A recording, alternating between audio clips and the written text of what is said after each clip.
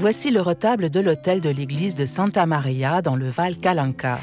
Que nous racontent ces images? Que signifient-elles? La plupart du temps, les volets du retable étaient fermés. Il présente 8 saints aux yeux du public. Barbara, Catherine, Apolline, Dorothée, Martin, Bernard, Nicolas et Modeste.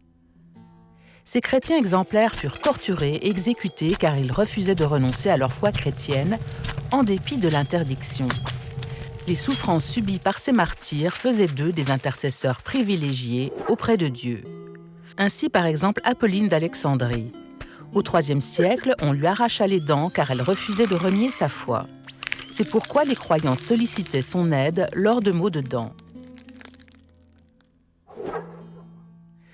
Un jour, saint Nicolas, évêque de Myre en Asie mineure, sauva 3 jeunes voisines très pauvres que leur père voulait vendre à la prostitution. Saint Nicolas leur jeta des pépites d'or par la fenêtre. Depuis, saint Nicolas est réputé être l'ami des enfants et leur apporte des présents. Aujourd'hui encore, chaque 6 décembre, saint Nicolas récompense les enfants sages et gronde les sots.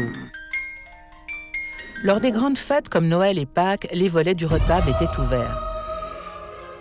Alors apparaissait le récit de la vie de Marie sur fond d'or rayonnant, en reflet de la félicité céleste. L'histoire commence avec les parents de Marie. Anna et Joachim n'avaient pas d'enfants et priaient Dieu qu'il leur en accorde.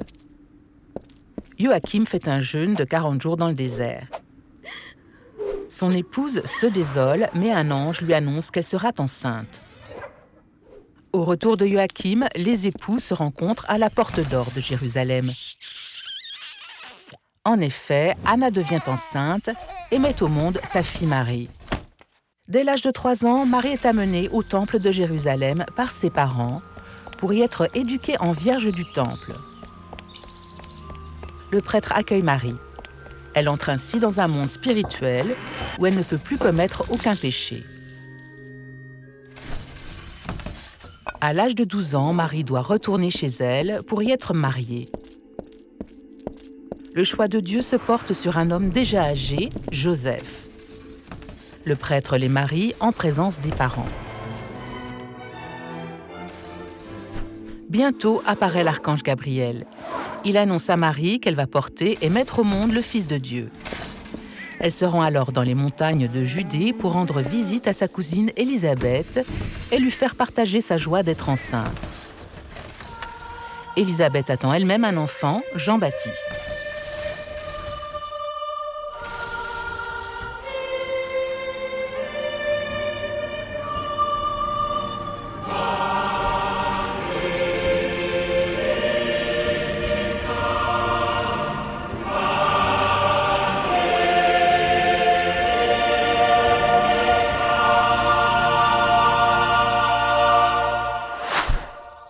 L'histoire de Noël raconte la naissance de Jésus.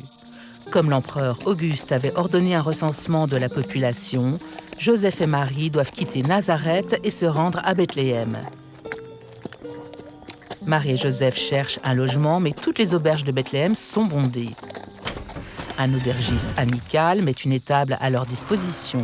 C'est là que Jésus vint au monde. Un ange a annoncé la joyeuse nouvelle aux bergers dans leur champ et ils s'empressent de venir adorer l'enfant. Les 3 rois mages viennent d'Europe, d'Afrique et d'Asie. Ils offrent de l'or, de l'encens et de la myrrhe au nouveau-né. L'or évoque le futur roi, l'encens sa divinité et la myrrhe amère son destin d'homme mortel. Jésus est circoncis 8 jours après la naissance, comme le prescrit la loi juive. Il est accueilli dans la communauté par cet acte de purification et d'attribution de son nom.